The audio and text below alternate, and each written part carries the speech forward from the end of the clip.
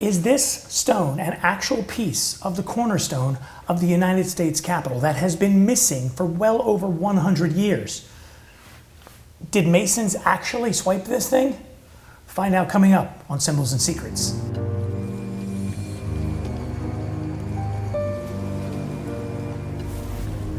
Welcome to Symbols and Secrets. I'm your host, Maynard Edwards, 32nd degree KCCH, Scottish Rite Freemason.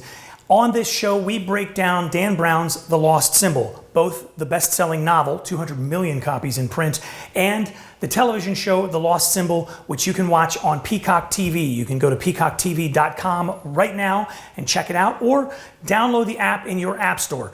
Just search for Peacock. It's the new streaming service from NBC, and every Thursday, new episodes of The Lost Symbol are available.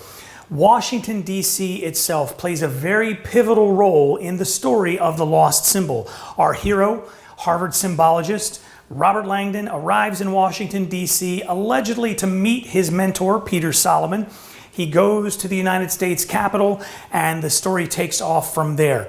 The Capitol itself has a lot of Masonic connections. Masons have been involved with the Capitol since its very beginning. In fact, George Washington himself, renowned Freemason, laid the cornerstone, and this stone right here is a stone that was used in a reenactment back in 1993. I'm here with Brother Chris Ruli, who is the historian for the Grand Lodge of Washington, D.C., and also the historian for the Scottish Rite Valley of Washington, D.C. The beginnings of the United States Capitol, very Masonic, right, was a huge event. Washington himself lays the cornerstone. So take us back to that date and give us the Masonic particulars of the United States Capitol.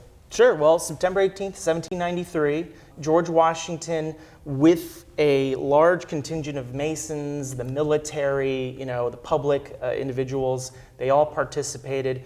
And there's a huge procession, like a huge parade, well, according to the newspapers, music, bands, flags, banners, regalia, everyone. It's a big deal. It was a very public event, lots of people involved in this. And so they marched through the district.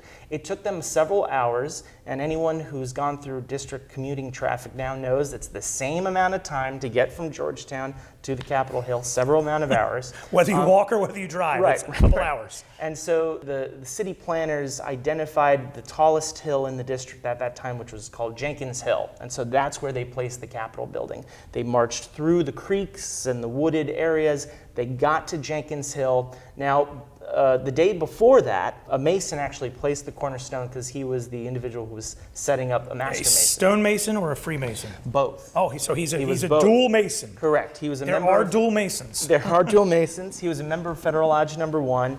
In his Masonic regalia, he placed the stone the day before. Again, it was a symbolic gesture. Now, of course, laying the first stone is very important for the building's construction, but from a Masonic perspective, the idea of laying the first stone is you want to make sure it's set on a nice moral and grounded foundation. So that's why the individual actually wore his Masonic regalia to lay the stone, to set up that stone, so then the next day Washington can come and lay it. So no audience or anything, he wore his regalia to set the stone? With his crew members, I'm sure. Yeah. It was a symbolic gesture to say, listen, this is a very important reason we're doing this. This is the people's temple. This is supposed to be a place where everyone in the country can come and congregate. So we want to make sure that there's a nice symbolic gesture to do this. And so when Washington arrives with all the Masons from neighboring Masonic lodges, as well as the lodge in Georgetown, as I mentioned, they arrange themselves around the trench. It's actually dug into the body of the. It's not sort of like just laid on the ground. They dig into a trench.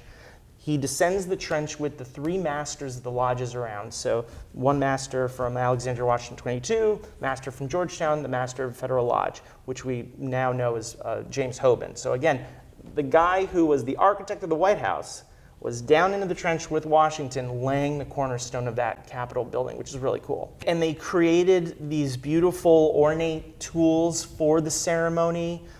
Those tools still exist, and many times over the coming centuries or so, you'll actually see those tools come together to be used for other Masonic ceremonies and other cornerstone laying ceremonies.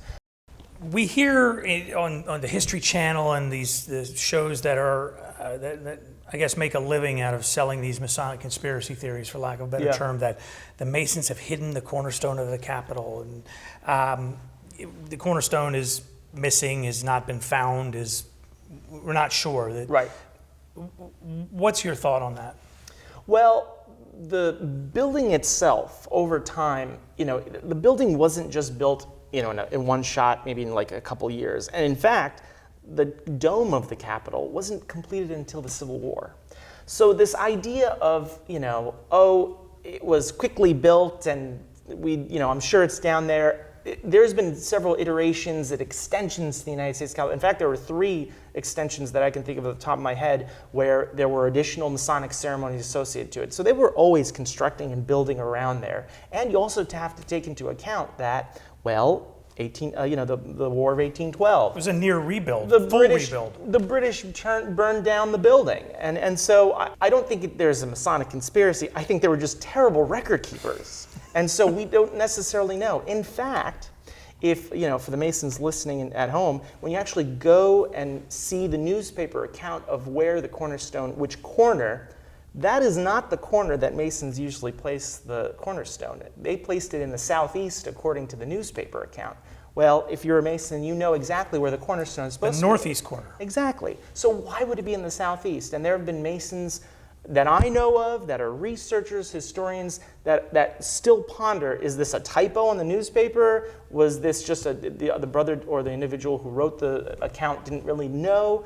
And again, we still haven't figured out where that cornerstone is. And perhaps it's not there. And I think, too, we consider cornerstone, like the cornerstone of this building, sure, for instance, outside, we know it's not the actual first stone of the building. It right. is a ceremonial cornerstone. Right. The cornerstone of the U.S. Capitol that we're talking about was the actual first stone of the building. That is where they laid that first beginning. So where it ended up is not marked the way that the building here is, or buildings all across. Your school probably has a cornerstone with the date on the outside of it, things of that nature. But this was the actual stone, so it's fairly well underground and things like so. It's not surprising it's going to be tricky to find. Yeah, I quite frankly, I don't even know if the stone's there anymore. Maybe during this renovation process, someone accidentally hit or broke into it. We just don't know. We're terrible record keepers, and we just don't know. If you got a question, a comment, you're interested in Freemasonry, either in Washington, D.C. or anywhere around the country, drop us a line in the comments below or podcast@scottishrite.org. Brother Chris, thank you so much for all your work today. Appreciate it, bro. Absolutely. See you soon.